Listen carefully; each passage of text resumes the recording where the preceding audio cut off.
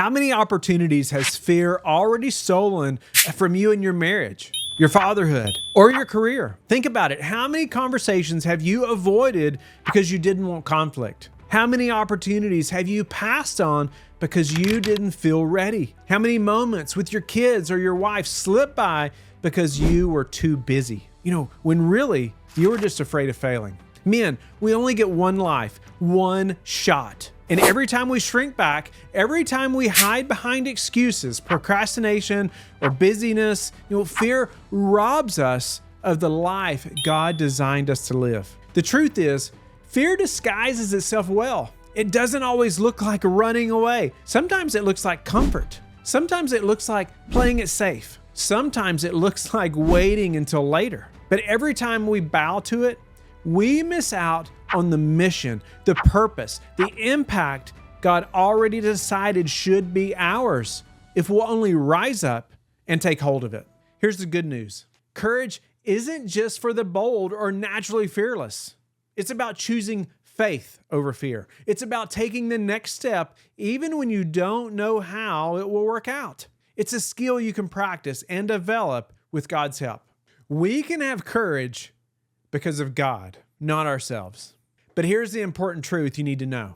True courage doesn't come through grit and willpower alone. It comes from trusting God, that His ways are best and that He will give you the power to walk in it. Throughout the Bible, God instructs His people not to fear, but to be strong and courageous. But notice the why in Joshua 1:9. For the Lord your God will be with you wherever you go. That changes everything. You don't have to muster courage by gritting your teeth or pretending you're not afraid. Courage comes from knowing the God of the universe is by your side, strengthening you, guiding you, and fighting for you. Think about it. If you were stepping onto the ball field for the biggest game of your life, you'd want a coach guiding your every move, teammates covering your back, and a game plan in hand. That's how God equips you. He's not just with you in an abstract, sense. He's actively, giving you guidance and strength and strategy so we can face our fears with confidence. This means you can take the next step even when you don't feel strong. You can lead your family, face conflict, or make hard decisions, not because you've got it all figured out, but because you know who's backing you up. Real courage is quiet confidence in God's presence, not an overinflated sense of your own abilities. So what does this look like practically speaking? Here are 5 steps you can take to start, showing up with courage in your life starting today. Tip number 1, get honest about your fears. The first step toward courage is facing reality. Courage doesn't mean you're never afraid. It means you're willing to act despite fear. But that can't happen if you aren't honest about what's holding you back. Take time to pray and ask God, Lord, where am I shrinking back? Where am I letting fear dictate my choices? You might discover fears you didn't even realize were influencing your life. Fear of failure or conflict, or fear of what others think, or even fear of not being enough for your family. This is powerful because hidden fears control your actions. But once you bring them into light, you can start just handing them over to God. Being honest about fear isn't a sign of weakness. It's a first act of courage. Even David, the psalmist, wrote openly about his fears and struggles before God. That transparency with God fueled his strength and bravery. You can do the same. Tip number 2, take small, obedient steps. Courage isn't usually a sudden leap. It's a series of small, intentional steps. You don't need to slay Goliath tomorrow, but you do need to start moving. It could be initiating a hard conversation with your spouse, sitting down to pray with your kids, or confessing a sin you've been avoiding. Each small step strengthens your courage muscle. Obedience, even in the little things, proves that your faith is alive. God doesn't call you to be fearless. He calls you to trust Him.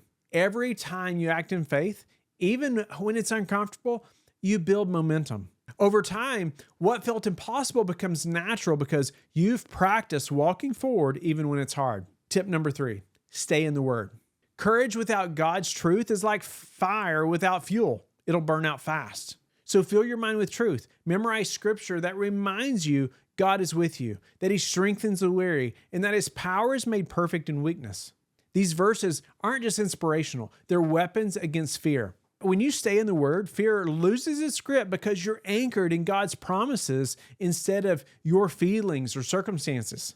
Courage isn't self-generated. It grows from the life of God inside you.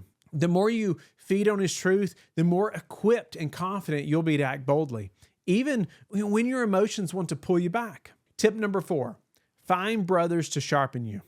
Courage thrives in community. You weren't meant to go through life alone. God designed men to sharpen and encourage one another. Join a men's group, a Bible study, or find an accountability partner. Share your struggles, confess your fears, and celebrate wins together.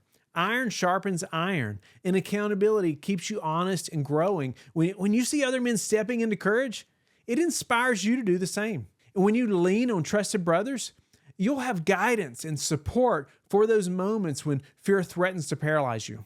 Tip number 5, pray for courage daily.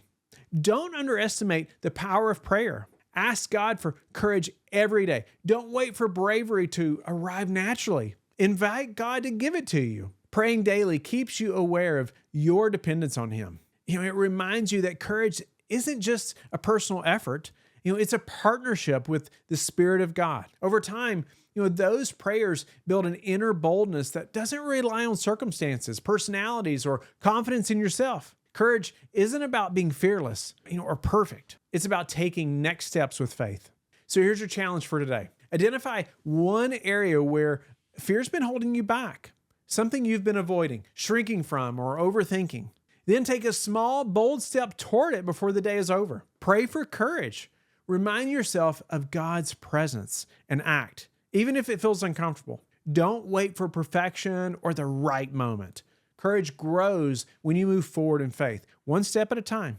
Make today the day you start proving to yourself that fear won't control your life. Finally, if this episode has encouraged you, be sure to subscribe to the Courageous Men podcast so you never miss an episode. And if you have a friend or coworker who you think would enjoy this episode as well, be sure to share it. Join our community of courageous men to stay encouraged and held accountable. Thank you for showing up and choosing to grow. I'm honored to walk this journey with you, and I can't wait to see the courageous steps God will lead you to take today.